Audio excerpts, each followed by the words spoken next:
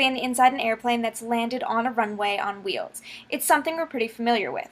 But landing on the moon?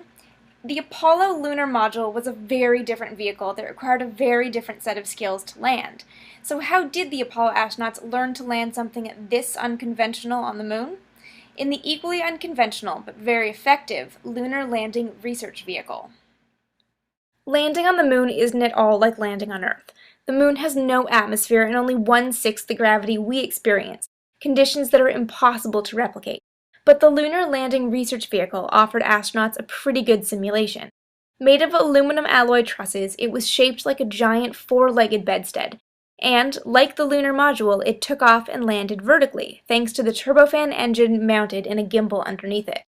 During a training flight, an astronaut would fire the engine at full power to get the vehicle up to test altitude. Then he'd throttle the engine back so it was supporting 5/6 of the vehicle's weight, simulating the reduced gravity of the moon. He could control his rate of descent using 2 variable thrust rockets, while 16 smaller rockets mounted in pairs gave him attitude control around all 3 axes: pitch, yaw, and roll. The gimbal allowed the vehicle to rotate freely around its axes, simulating the movement of the lunar module in an airless environment.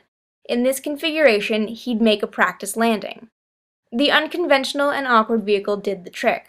After returning from the moon, Neil Armstrong said the Lunar Landing Research Vehicle had been a vital part in his successful landing in the Sea of Tranquility.